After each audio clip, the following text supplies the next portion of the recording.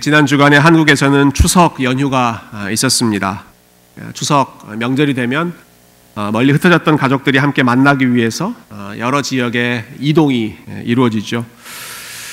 주로 서울에 살던 가족들이 지방에 계시는 부모님을 뵈러 내려간다든지, 아니면 요즘은 또 세태가 바뀌어서 지방에 계신 부모님들이 서울에 있는 자녀들을 위해서 교통 체증을 반대로 역으로 그렇게 귀경하시는 그러한 모습도 많이 보게 됩니다. 명절이 되면 이러한 이동과 여행이 많이 일어납니다. 예수님께서도 유대인의 명절을 지키실 때마다 이렇게 예루살렘, 그 당시에 수도였던 지역으로 내려가셨다가 또 다시 본인의 고향이신 갈릴리 시골 마을로 돌아오시는 이러한 여정을 여러 차례 반복하셨습니다. 특히 우리가 읽고 있는 이 요한복음은 다른 세 개의 복음서와는 달리 예수님의 행적을 예수님의 고향 마을 중심인 갈릴리 중심으로 이야기하지 않고 예루살렘으로 가셨다가 갈릴리로 오셨다가 왔다 갔다 하는 그 여정 중에 일어난 사건들을 굉장히 많이 기록해 놓고 있습니다. 특별히 오늘 본문에 나오는 이 사마리아 지역에서 일어난 사건, 이것이 아주 대표적인 이 여정 중에 일어났던 사건이죠. 3절과 4절에 보니까 예수님의 여행의 경로가 나옵니다. 유대를 떠나서 다시 갈릴리로 가실새. 유대라고 하는 지역은 예루살렘이 있는 지역이고 갈릴리는 예수님 고향으로 가시는데 사마리아를 통과하여야 하겠는지라. 그 이스라엘의 지리를 좀 잠깐 우리가 생각하면 이 본문의 내용이 좀 더 이해가 될 것 같은데요. 이스라엘을 크게 우리가 세 등분으로 나눈다라고 하면 제일 남쪽 지역에 예루살렘, 유대 땅이 있습니다. 제일 북쪽 지역에는 예수님의 고향 갈릴리가 있습니다. 그리고 가운데에 사마리아라고 하는 지역이 있습니다. 남부, 중부, 북부 뭐 이렇게 나눠서 생각하시면 좋을 것 같아요. 그러니까 남부인 유대에서, 예루살렘에서 예수님의 고향인 갈릴리로 가려면 반드시 이 사마리아 지역을 지나가야 되는 상황이죠. 근데 유대와 특히 그 예루살렘이라고 하는 지역과 이 사마리아라고 하는 지역이 아주 관계가 껄끄러운, 서로 으르렁거리는 그런 관계였습니다. 역사적으로 또 종교적으로 여러 가지 불편한 일들이 많이 있었기 때문인데요. 우리나라와도 비슷한 상황이었습니다. 여러분, 우리나라도 지금 남한과 북한이 분단된 지 몇 년이 된 상황입니까? 70년 이상 벌써 되었죠. 70년 이상 분단의 아픔이 지속되고 있고, 그 사이에 전쟁도 있었고, 그 사이에 계속 으르렁대는 그러한 긴장 관계가 계속됐죠. 이스라엘은 70년이 아니라 자그마치 200년 이상 동안 남쪽의 나라와 북쪽의 나라, 원래 하나였던 나라가 남북으로 갈라져서 그 사이에 전쟁도 하고 상대방에 있는 왕도 죽이고 하는 이러한 일들이 남과 북의 사이에서 일어났습니다. 근데 남쪽 왕국의 수도가 예루살렘, 우리가 잘 아는 예루살렘이고, 북쪽 왕국의 수도가 오늘 본문에 나오는 사마리아였습니다. 우리식으로 좀 이해하기 쉽게 표현한다면 예루살렘은 서울이고 사마리아는 어디겠습니까? 평양으로 이렇게 비유하면 거의 비슷한 개념이 나오겠죠. 그래도 이 남쪽이 서울에 가깝다는 게, 예루살렘이 서울하고 가깝다라고 하는 게 조금 우리에게 더 반가운 사실이 아닐까 싶습니다. 이렇게 정치적으로 두 개가 나눠져 있는 상황이었고, 그 대표적인 중심지가 예루살렘과 평양 사이, 그러니까 관계가 좋을 수가 없었겠죠. 종교적인 갈등도 만만치 않았습니다. 이 두 나라로 나눠진 다음에 먼저 멸망한 나라가 북쪽 나라였습니다. 북쪽 나라가 남쪽보다 한 200년 앞서서 멸망하게 되는데, 사마리아가 멸망하고 나니까 그 사마리아 지역에 여러 나라 사람들이 이주해 오고, 그 사람들이 그냥 홀몸으로 왔겠습니까? 자기들이 믿고 있던 종교와 신앙을 다 가지고 와서 거기서 자기들 나름대로의 종교 생활을 하기 시작했습니다. 그러니까 시간이 지나니까 이 사마리아에 있던 원래 이스라엘 사람하고 이주해온 이방 여러 다른 민족 사람들하고 뒤섞이는, 혈통적으로도 뒤섞이고 종교적, 문화적으로도 서로 뒤섞이는 이러한 일들이 이 사마리아 지역에는 만연하게 된 것이죠. 그러니까 이 순수함, 또 순수한 혈통 강조하고 족보 좋아했던 이 유대 사람들, 이스라엘 백성들이 보기에는 이 사마리아 사람들은 굉장히 뭔가 모르게 순수하지 못한 것이 많이 섞여 있는 곳이다. 그렇게 아주 의심스러운 눈초리로 바라봤습니다. 이런 갈등 관계에 기름을 붓는 사건이 그 당시에 있었는데요. 이 당시 1세기의 유대 역사를 잘 기록해 놓은 사람이 요세푸스라고 하는 학자인데, 이분이 이런 기록을 남겨놓았습니다. 예수님께서 활동하시기 한 20년 전쯤에 사마리아에서 아주 과격한 정치 입장을 가지고 있었던 사람들이 6월절, 예루살렘에 유대인들이 제일 많이 모이는 그 절기에 밑으로 내려가서는 성전에서 자기들이 가지고 온 죽은 사람의 뼈를 그 성전에 다 뿌려버렸습니다. 그러니까 얼마나 유대인들을 경악하게 하는 일이겠습니까? 지금 와서 가장 거룩한 곳, 경건한 곳에서 지금 예배를 드리려고 다 전국 각지에서 모였는데 사마리아 지역 사람들이 와가지고 유대인들이 부정함 중에 부정함이라고 생각했던 시체, 뼈 이런 것들을 다 뿌려서 그 성전을 황폐하게 만들었던 것이죠. 지금 이러한 배경 속에서 유대인들과 사마리아인들 사이의 관계를 저희가 기본적인 배경으로 생각하면 좋겠습니다.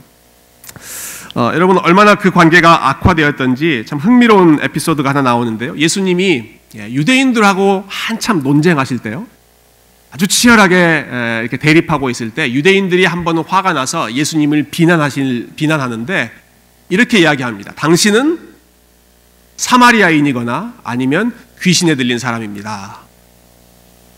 여러분, 그 포인트를 잡으셨어요? 당신은 사마리아 사람이거나 아니면 귀신 들린 사람입니다.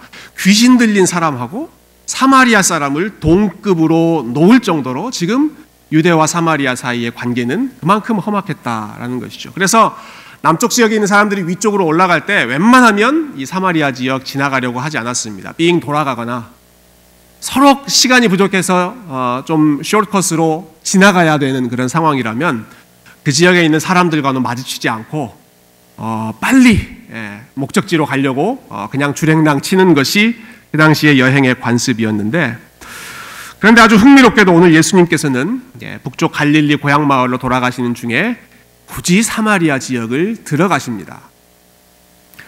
들어가시는데 그냥 패스하는, 통과하시기 위해서 들어가시는 것이 아니라 그곳에 잠깐 멈추시기 위해서 이 사마리아 마을로 들어가셨습니다. 5절과 6절 한번 보시겠어요? 5절, 6절 보시면 사마리아에 있는 수가라 하는 동네에 이르시니 야곱이 그 아들 요셉에게 준 땅이 가깝고 거기 또 야곱의 우물이 있더라. 예수께서 길 가시다가 피곤하여 우물 곁에 그대로 앉으시니 때가 6시쯤 되었더라. 자, 사마리아에 있는 한 마을로 들어가셨죠. 수가라고 하는 마을로 들어가셨습니다. 그리고 우물 곁에 아이고 힘들다. 그 떼약볕과 같은 중동 날씨에서 계속 걸어서 도보로 여행하다 보니 얼마나 힘들었겠습니까? 여러분, 예수님이 우리와 똑같은 인간이셨다라고 하는 게 이런 부분에서 또 하나 드러나죠. 예수님도 피곤함을 느끼셨습니다. 하나님은 졸지도 주무시지도 않는 분이시지만 예수님은 오랜 기간 여행하면 다리 아파서 쉬어야겠다, 똑같은 인간의 모습을 가지고 계셨던 것이죠. 그래서 우물 곁에 잠시 머물러서 쉬십니다. 그리고는 그 기간 동안에, 쉬고 있는 기간 동안에 제자들은 마을 속으로 들어가서 먹을 것을 구해가지고 옵니다. 그러니까 그냥 한 10분 쉬었다가 가는 것이 아니라 그곳에 일정 기간 스테이하고 밥도 먹고 이곳에서 좀 휴식을 취한 다음에 다시 여정을 시작하겠다라고 하는 마음이셨던 것이죠. 요 우물 곁에 앉으셨던 시간이 6시쯤이었다라고 시간을 밝히고 있는데요. 우리가 시간을 그 계산하는 방식하고 유대인들의 방식이 조금 다르다고 합니다. 유대인들은 보통 플러스 6을 하면 우리가 사용하는 시간하고 비슷하다고 하는데요. 그래서 때가 6시쯤이었다라고 하는 말은 플러스 6 하면 12시, 그러니까 정오, 가장 해가 강렬하게 비치고 있는 바로 그때에 예수님께서 우물 곁에서 앉아서 쉬는 것이 오늘 본문의 이 배경이 되는 것이죠. 바로 이곳에 한 여인이 우물에 물을 기르려고 왔습니다. 그리고 이 여인에게 예수님은 말을 걸기 시작하십니다. 나에게 물을 좀 달라. 나에게 좀 물을 주지 않겠느냐라고 예수님께서 제안하시는 것이죠. 처음 본 여인, 낯선 여인에게 예수님께서 말을 거시는 것이죠. 여인이 깜짝 놀라서 예수님에게 대답합니다.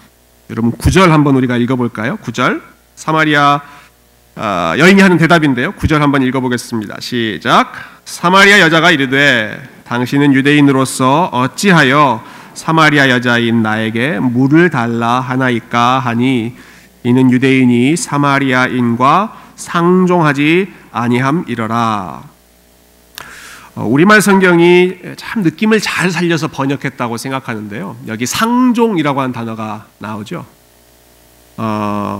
느낌이 좀 확 오시지 않습니까? 상종이라고 하는 단어를 들으면 우리가 어떤 때 상종이라는 말 씁니까? 별로 안 쓰시나요? 안 쓰는 게 사실은 더 좋은 단어인 것 같은데 상종. 그 사람은 상종 못할 사람이야 라고 했을 때 쓰는 단어가 상종이죠. 그 사람은 가까이 할 수 없는 사람이야. 그 사람은 말을 같이 섞을 수 없는 사람이야. 상종 못할 사람이야. 그 상종을 쓰면서 유대인들은 사마리아 여인들과 상종하지 않는 것이 일반적인 관례인데 당신은 유대인이면서 왜 나에게 말을 걸어오십니까? 왜 나에게 물을 달라고 하십니까? 지금 황당하다는 뜻한 마음으로 예수님께 대답하는 것이죠.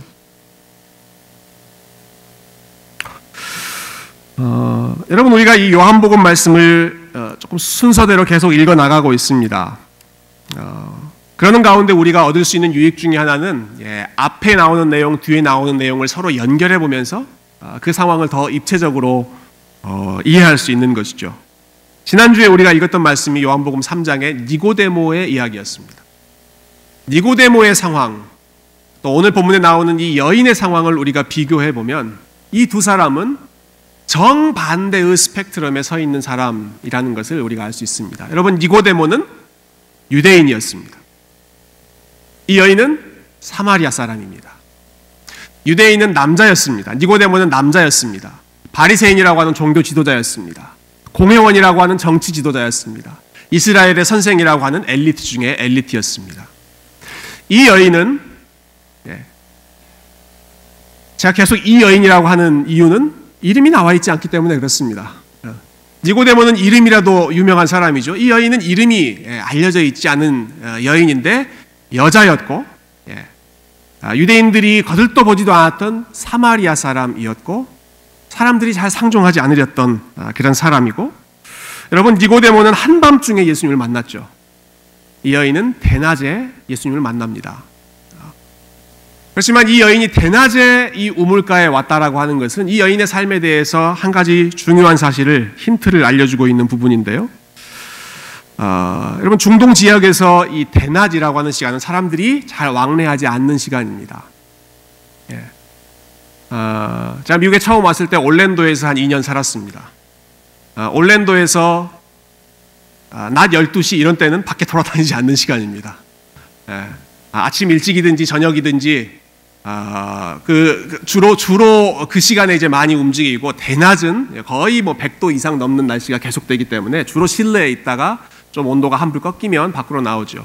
중동 지역에서 이 낮 12시 이 시간은 돌아다니는 시간이 아닙니다. 그런데 이 여인이 물을 기르기 위해 정오에 우물가에 나왔다라고 하는 것은 사람들이 없는 틈을 타서 사람들과 마주치기에 불편한 일이 있기 때문에 혼자 물을 기르러 가는 편한 시간을 찾아서 이 시간을 나온 것이죠. 니고데모는 사람들의 주목을 받는 사람이었다라고 한다면 이 여인은 사람들의 주목이 부담스러운 사람입니다. 니고데모는 본인이 예수님께 찾아와서 예수님과 말을 하기 시작하죠. 오늘 본문에서는 예수님께서 이 지역으로 들어가시고 예수님께서 이 여인에게 먼저 말을 걸어오십니다. 모든 면에서 사실은 상반되는 그러한 상황이 니고데모와 사마리아 여인의 상황인데 저는 이 3장과 4장을 연이어서 이 사도 요한이 설명하고 있는 이 이야기를 들려주는 의도가 있다고 생각합니다. 그 이유는 니고데모라고 하는 당시 최고의 스펙과 엘리트였던 그러한 사람도 예수님을 반드시 만나야 하는 사람이고, 제 아무리 세상에서 잘 나가는 니고데모라고 하더라도 예수님을 만나야 그 사람에게 생명이 있고 소망이 있는 것이고, 이 여인처럼 사람들이 주목하지 않고 숨겨져 있는, 사실은 사람들 앞에 나서기를 부담스러워하는 소외되어 있는 사람이라고 하더라도 예수님은 그 사람을 찾아가시고, 예수님은 그 사람을 외면하지 않으시고, 예수님은 그 사람을 만나신다라고 하는 것이죠. 최고의 지위에 있는 사람도, 사실은 가장 밑바닥 인생을 살아가는 사람도 모두에게 다 예수님과의 만남이 필요하고, 예수님을 만나서 새로운 생명을 찾는 것이 어느 누구에게도 예외가 안 되는, 예수님을 안 만나도 되는 예외가 있는 사람은 한 사람도 없고, 모든 사람이 다 예수님 앞에 나와야 한다. 근데 요한이 이러한 모습을 아주 극적으로 이 두 사건을 연이어 그려주면서 보여주고 있다고 생각합니다. 자, 이렇게 물을 기르러 온 사마리아 여인과 예수님께서 이제 대화를 이어가시는데요, 물 얘기를 계속 하십니다. 제일 먼저는 나에게 물을 좀 다오 부탁하셨죠. 이 여인이 이해할 수 없다는 식으로 왜 나에게 물을 달라고 하십니까? 황당하다는 듯이 반응했습니다. 그러다 예수님께서 이제는 대화의 방향을 좀 바꾸어 가십니다. 10절을 한번 보실까요? 제가 읽어보겠습니다. 예수께서 대답하여 이르시되 네가 만일 하나님의 선물과 또 내게 물 좀 달라 하는 이가 누구인 줄 알았더라면 네가 그에게 구하였을 것이요 그가 생수를 내게 주었으리라. 이게 무슨 말인가요? 처음에는 내가 너에게, 예수님께서 이 여인에게 물을 좀 달라라고 요구했지만, 지금 예수님께서 10절에서 하신 말씀은 지금 너에게 물을 달라고 하는 내가 누군지를 네가 정말 알았더라면 네가 나에게 물을 요구했을 것이다 라는 것이죠. 물을 줘야 될 사람은 사실 너가 아니라 내가 너에게 물을 줘야 될 입장에 있다라는 것을 밝히시는 것이죠. 왜냐하면 나는 너에게 마르지 않는 샘물 줄 수 있는, 마르지 않는 생수를 공급해 줄 수 있는 그러한 존재이기 때문에 네가 나에게 주는 물이 아니라 내가 너에게 주는 물을 네가 받아야 한다라고 말씀하시는 것이죠. 그 말씀을 한번 직접 우리가 확인해 보실까요? 13절과 14절에 13절, 14절에 예수님께서 이 여인에게 직접적으로 하시는 말씀 우리 한번 같이 읽어보십시다. 시작. 예수께서 대답하여 이르시되 이 물을 마시는 자마다 다시 목마르려니와 내가 주는 물을 마시는 자는 영원히 목마르지 아니하리니 내가 주는 물은 그 속에서 영생하도록 솟아나는 샘물이 되리라. 이 물, 요 우물에서 나오는 물을 마시면 어차피 또 와서 물을 길러야 되고 또 물을 마셔야 하지만 내가 너에게 주는 물은 다르다. 영원히 목마르지 않는 참된 샘물을 내가 너에게 주겠다. 여러분, 성경에서 물은 생명을 상징하는 단어입니다. 우리가 살아갈 때도 물이 아주 우리가 살아가는데 생존에 필수적인 그러한 물질입니다만은 특히 중동 지역에서 물, 또 농경 사회에서 물이라고 하는 것은 반드시 있어야 하는 물건이죠. 반드시 있어야 하는 아이템입니다. 그래서 물의 중요성이 절대적이었고 좋은 물이 공급되는 곳이 사람들이 모이는 그런 곳이었습니다. 하나님께서도 이스라엘 백성들과의 그러한 관계를 이야기하실 때 물에 비유해서 말씀하신 적이 참 많이 있습니다. 아주 대표적인 경우가 예레미야 선지자를 통해서 이스라엘을 책망하실 때 하신 말씀입니다. 내 백성이 두 가지 악을 행했다라고 말씀하시죠. 이스라엘, 나의 백성들이 두 가지 악을 행했는데 하나는 생수의 근원된 나를 버리는 것이다. 두 번째는 그리고 나서 자기들 나름대로 스스로 웅덩이를 판 것인데 그 웅덩이는 물이 솟아나는 웅덩이가 아니라 물이 다 빠져버리는, 물이 터져버린 터진 웅덩이만 사람들이 파면서 살고 있다. 이 두 가지 악을 내 백성이 행하고 있다. 안타까운 마음으로 하나님께서 그렇게 말씀하신 적이 있죠. 뭐 두 가지 악이다라고 했지만 사실은 두 개가 연결되어 있는 것이죠. 생수의 근원인 하나님을 버렸더니 어차피 갈증은 계속되는 것이고, 그래서 나름대로 여기도 파보고 저기도 파보고 이 우물물 저 물 이것저것 마셔보지만 그것으로 양이 차지 않는, 계속해서 끊이지 않는 갈증이 있는 상황. 여러분, 그 상황을 안타까워하셨던 하나님께서 여러 선지자를 통해서 예언하셨습니다. 너희 목마른 자들아 내게로 와라. 오호라 너희 목마른 자들아 내게로 와라. 돈 없는 자도 와라. 피곤한 자도 와라. 누구든지 내게로 오면 내가 너희에게 참된 생수를 공급해 주겠다. 그리고 너희에게 이 생명의 샘물을 줄 메시아가 올 것이다 라고 하나님께서 여러 선지자들을 통해서 약속하시고 그러한 기대감을 불러일으키셨죠. 바로 예수님께서 오늘 본문에서 이 우물가에서 이 여인을 만나시면서 하시는 말씀이 바로 그 예언의 성취입니다. 오랫동안 예언해 왔던, 너희에게 참된 물을 주기로 했던 그 사람이 바로 나다. 내가 너희에게 영원한 생명 샘물을 줄 수 있다라고 약속하시는 것이죠. 이 여인이 이 예수님의 말씀을 듣고 여러분 귀가 솔깃했습니다. 15절에 보시면 이 여인의 반응이 나옵니다. 여자가 이르되 주여 그런 물을 내게 주사 목마르지도 않고 또 여기 물 기르러 오지도 않게 하옵소서. 무슨 말도 안 되는 소리입니까? 이렇게 이 여인이 반응하는 것이 아니라 이 여인이 굉장히 진지하게 그리고 긍정적으로 반응합니다. 그런 물을 내게도 주십시오. 저도 그 물을 마시고 싶습니다. 믿음으로 아주 믿음의 첫 단계이긴 하지만 예수님의 말씀을 이 사람이 무시하는 것이 아니라 받아들이면서 한 걸음 더 나아가려고 하는 것이죠. 저는 이 부분은 앞장에 나왔던 니고데모보다 훨씬 뛰어난 믿음의 출발이라고 생각합니다. 여러분, 니고데모는 예수님과 긴 시간 대화를 나눴지만 그가 나중에 예수님을 믿기는 했어도 그 현장에서 예수님을 따랐다라고 하는 기록은 나오지 않습니다. 그러나 이 여인은 예수님이 말씀하자마자 주여 그런 물을 내게도 주십시오. 저도 그 물을 마시고 싶습니다. 나아가는 것이죠. 예수님을 향해서 마음을 오픈하고 있는 것입니다. 자, 예수님께서 지금 생명의 물을 제안하셨습니다. 이 여인은 그 물을 받고 싶다라고 액셉트했습니다.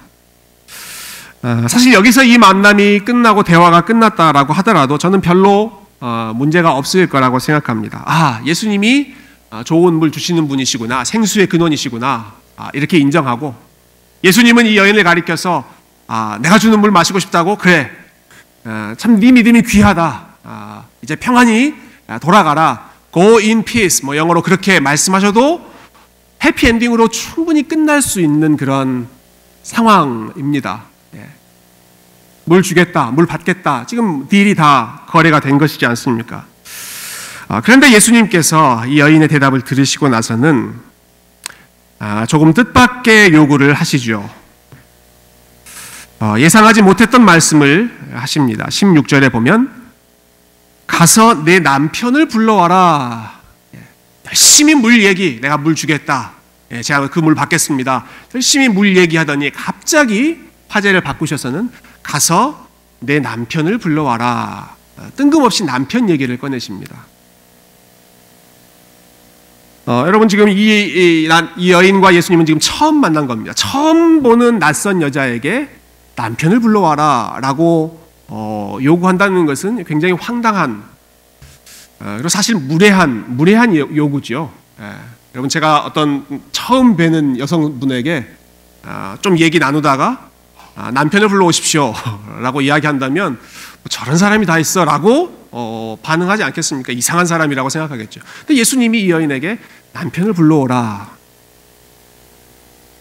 여인이 대답합니다. 나는 남편이 없습니다. 예수님이 그 말씀에 이어서 말씀하시죠. 네 말이 맞다. 남편이 없다라고 하는 당신의 말이 맞다. 너에게 5명의 남편이 과거에 있었지만, 그리고 지금 또 다른 사람하고 네가 같이 살고 있지만 그 사람도 너의 남편이 아니다. 남편이 없다는 너의 말이 맞다라고 예수님께서 말씀하십니다.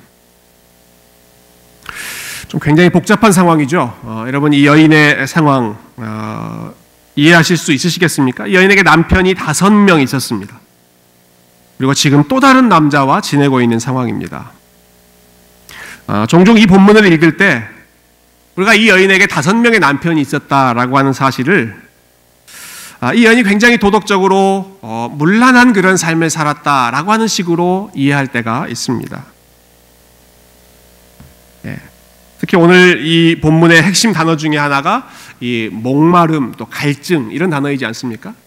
이 갈증과 5명의 남편이라고 하는 사실을 이렇게 직접적으로 연결해 놓고서는 이 여인은 항상 이성에 대한 사랑, 남자에 대한 사랑이 갈급했던 사람이구나. 그래서 그 사랑을 찾아서 이 남자도 만나봤다가 아니면 바꿔서 다른 남자 만나보고 그렇게 총 5명의 남자를 계속 교체하다가 지금은 6번째 남자를 만나고 있는 굉장히 복잡한 그러한 스토리를 가지고 있는 사람이구나. 즉 끊임없이 쾌락을 찾아서 방황하는 그러한 여인의 모습으로 이 여인을 해석할 때가 있습니다. 그런데 이렇게 생각하는 것은요, 우리가 가지고 있는 지극히 현대적인 기준을 2000년 전의 상황에 대입해서 무리하게 적용하는 저는 좀 잘못된 해석 중에 하나라고 생각합니다. 여러분 오늘날처럼 자유롭게 연애를 할 수 있는 상황이 아닙니다. 내가 원하는 상대, 내가 좋아하는 상대와 만나서 결혼하고 또 아니면 뭐 상대를 바꾸기도 하고 그렇게 할 수 있는 그런 자유가 있는 시대가 이 시대는 아니다라는 말씀이죠. 사랑하는 사람을 만났다가 그 사람이 식어지면 사랑이 식어지면 파트너를 바꿨다가 계속 이렇게 바꾸는 일종의 헐리우드식의 어떠한 연애관 그것을 생각하면서 이 본문을 이해하면 이 여인의 상황을 잘못 이해하게 되는 오류를 범하게 됩니다. 제가 오늘 설교를 준비하면서 갑자기 궁금증이 생겼습니다. 구글에 한번 검색해 봤습니다. 누가 제일 결혼을 많이 한 여자였는가? 보통 이 헐리우드 배우들이 이제 뭐 결혼, 이혼 화려하지 않습니까? 그래서 누가 그렇게 화려한 인생을 살았는가 검색해 보니까 여러분 혹시 누군지 아십니까? 누가 제일 역시 잘하시네요. 성경에 대한 대답은 별로 안 하시는데 누구였다고요? 엘리자베스 테일러. 저는 뭐 그분의 영화를 본 세대가 아닙니다만은 이름은 많이 들었습니다. 엘리자베스 테일러가 7명의 남자와 8번 결혼했습니다. 7명의 남자와 8번 결혼했다는 것은 한 남자와는 2번 결혼했다라는 것이죠. 여러분 그런데 오늘 본문에 나오는 사마리아 여인은 엘리자베스 테일러가 아닙니다. 헐리우드 여배우가 아닙니다. 자기가 원하는 사람, 능력이 있어서 계속 갈아치울 수 있는 그러한 상태에 있었던 사람이 아니라 여러분 이 당시의 여인의 위치는 자기가 마음대로 결혼을 할 수 있는 위치가 아니었습니다. 그런 자유가 여인들에게 주어지지 않았습니다. 한 여인이 결혼할 수 있는 것은 전적으로 아버지가 결정할 수 있는 역할이었습니다.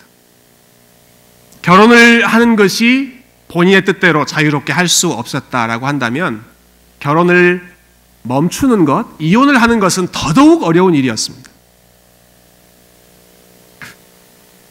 성경에서 이혼에 대해서 언급하는 부분이 종종 나오죠. 원칙적으로 이혼을 허락하고 있지 않지만 몇몇 예외적인 경우에 이혼을 언급합니다. 예를 들면 남편이 죽었을 때, 남편이 간음을 했을 때, 그리고 가정에 심각한 폭력, 남편이 그러한 폭행을 했을 때, 그때는 이 여인이 나올 수 있다. 예수님께서도 그렇게 말씀하신 적이 있죠. 여러분 이 여인에게 남편이 5번 있었다. 이 여인이 5번 결혼했다라고 하는 사실은 무엇을 의미하겠습니까? 그 사연이 자세히 나와 있지는 않지만 이 여인은 5번의 결혼 모두가 다 실패한 결혼이었다. 가슴 아픈 사연이 있었다라고 하는 것을 말해주는 것이죠. 남편이 세상을 떠났거나 남편으로부터 버림받았거나 이 여인이 원해서 새로운 사람을 만나는 것이 아니라 이 여인은 그 결혼 관계에서 계속해서 피해자로 버림받아서 4번, 5번, 지금 6번째 사람을 또 만나고 있는 것입니다. 왜냐하면 여성은 경제적으로 자립할 수 있는 위치에 그 당시에 있지 않았기 때문에 언제나 남편의 보호가 필요했던 것이죠. 그렇지만 이 여인은 계속해서 남편의 보호를 받지 못하는 안타까운 사연의 여인이었습니다. 저는 지금 6번째 남자와 함께하고 있는 이 상황도 별반 다르지 않아 보입니다. 한낮에 물을 기르러 왔다라고 하는 것은 이거 원래 누가 해야 되는 일입니까? 대낮에 물을 기르러 오는 일, 정상적인 상황이라면 힘 있는 남자가 나와서 해야 되는 일이지, 연약한 여자가 땡볕 가운데서 나와서 그 일을 하는 것 아니겠죠. 근데 이 여인이 지금 이 시간에 나와서 물을 기르고 있다라고 하는 것은 무엇을 말하겠습니까? 이 여인이 그렇게 사랑받는 아내로서, 여인으로서 살아가고 있지 못하다라는 것이죠. 예수님께서는 이 여인의 가슴 아픈 가정사를 알고 계셨습니다. 그렇다고 한다면 우리가 상식적으로 생각해 볼 때 더더욱 이 여인에게 남편 얘기는 꺼내면 안 되는 얘기입니다. 내 남편을 불러와라 라고 하는 이야기는 상식이 있는 사람이라면, 그 상황을 아는 사람이라면 더더욱 꺼내면 안 되는 이야기가 이 이야기입니다. 그런데 예수님께서 이 여인이 그토록 가슴 아파하는 이 이야기를 건드리십니다. 왜 그렇게 하셨을까요? 예수님께서 이 여인의 아픔을 더 아프게, 아파하는 모습 보면서 즐거워하시기 위해서 그렇게 하셨을까요? 아니면 어떤 다른 주석가들이 설명하는 것처럼 이 여인이 도덕적으로 흠이 많은 여인이었기 때문에 너의 과거를 회개하고 하나님 앞에 용서를 구해라, 이렇게 몰아세우기 위해서 예수님께서 그러한 아픔을 건드리시는 것일까요? 저는 그렇지 않다고 생각합니다. 예수님께서 굳이 이 남편의 이야기를 꺼내시는 이유는 이 여인을 위로하기 위해서입니다. 이 여인의 마음을 만지시기 위해서입니다. 평생 한 번도 제대로 사랑을 받아보지 못했던 이 아내, 한 번도 남편으로부터 보호다운 보호를 받지 못했던 이 아내의 상황을 예수님께서 위로하시기 위해서이죠. 네가 하는 말이 맞다. 나는 남편이 없습니다 라고 하는 말이 맞다. 5명의 남편이 있었지만 그 누구도 너에게 진정한 사랑을 베풀어준 남편이 아니었다. 어느 누구도 너를 진정으로 보호해준 남편이 아니었다. 그러나 너에게 관심을 갖는 사람이 있다. 너를 사랑하는 사람이 있다. 너를 만나고 싶고 너하고 이야기를 나누고 싶고, 그리고 보호받지 못한 너의 험난한 인생 가운데 새로운 보호자가 되고 싶은 사람이 있다. 내가 바로 그 사람이다. 내가 바로 너를 만나기 위해서 이 사마리아 땅, 이 떼약볕 가운데 너를 기다리고 있었다. 예수님께서 그 말씀 들려주시는 것이죠. 저는 오늘 예수님과 사마리아 여인의 대화가 다른 장소가 아니라 이 우물 곁에서 이루어졌다라고 하는 사실이 굉장히 흥미롭다고 생각합니다. 왜냐하면 성경에서 이 우물이라고 하는 장소는 새로운 사랑이 싹 트는 장소였기 때문에 그렇습니다. 아브라함이 자기 아들 이삭의 신부감을 구하려고 종을 보냈을 때 그 이삭의 아내가 된 리브가를 만난 장소가 여러분 어디였을까요? 우물이었습니다. 오늘 본문에 야곱 이야기 많이 나오죠. 야곱의 우물 얘기 나옵니다. 야곱이 사랑하는 여인 라헬을 만났던 곳 우물이었습니다. 이집트 왕자였던 모세가 이집트로부터 쫓겨나서 광야 생활, 나그네 생활 시작하면서 처음으로 가족을 만나게 된, 아내를 만나게 된 곳 역시 우물이었습니다. 우물은 새로운 만남이 시작되고 새로운 사랑이 시작되는 곳이죠. 바로 그 우물가에서 예수님께서 이 여인에게 다가가시고 유대인들이 상종하지도 않았던 사마리아 여인과 상종하시면서 대화를 이어가시는 것이죠. 유대인은커녕 같은 지역의 사마리아 사람들로부터 그들조차도 곱지 않은 시선을 보냈던 이 여인에게 가정에서도 사랑과 보호를 받지 못했던 소외된 이 여인에게, 그래서 인생에 아무런 낙 없이 하루하루 이제 생명 유지하기 위해서 물 열심히 길어 나르고 있는 이 여인을 향하여서 예수님께서는 말을 건네시고 생수를 약속하시고 내가 너의 보호자, 내가 너의 사랑이 되고 싶다 다가가시는 것입니다. 요한복음 3장에서 우리는 거듭남, 태어남에 대해서 이야기했습니다. 태어난다는 것은 하나님을 아버지로 모신다라고 하는 것이죠. 부자 간의 관계가 성립되는 것입니다. 바로 이어진 요한복음 4장에서 우리는 남편과 아내의 새로운 관계를 보게 됩니다. 진정한 남편, 진정한 사랑을 받지 못했던 그 여인을 향해서 예수님께서 내가 너의 남편이 되겠다, 너의 목마름을 내가 채워주겠다라고 하시는 것이죠. 말씀을 정리하죠. 여러분, 니고데모처럼 좋은 조건을 가지고 평탄한 삶을 살았던 사람도 예수님을 만나야 했습니다. 반대로 오늘 본문에 있는 이 사마리아 여인처럼 아픔이 많고 상처투성이의 험난한 과거를 가지고 있는 사람에게도 예수님은 멀리 계시지 않았습니다. 그 여인에게 다가가시고 그 여인의 손을 잡아주신 분이 저와 여러분이 주님으로 섬기는 예수님인 줄로 믿습니다. 여러분의 상황이 어떤 상황인지 모르겠습니다.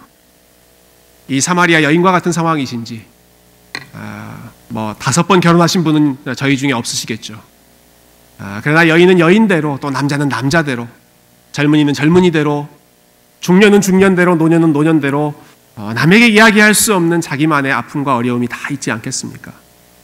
그러나 그 모든 것을 들어주실 수 있는 분이, 그리고 여러분 옆에 계시는 분이 오늘 사마리아 여인에게 다가가신 이 예수님이신 것을 여러분 기억하시고, 여러분 이 아침에도, 그리고 우리에게 새롭게 주어진 이 하루하루 이번 주간에도 예수님을 곁에 모시고 예수님과 가까이 사귀시고 예수님과 동행하시면서 예수님에게 여러분의 마음을 쏟아놓고 주님께서 여러분에게 들려주시는 음성을 들으며 복된 동행의 여정 걸어가시기를 주님의 이름으로 축원드립니다. 함께 기도하겠습니다.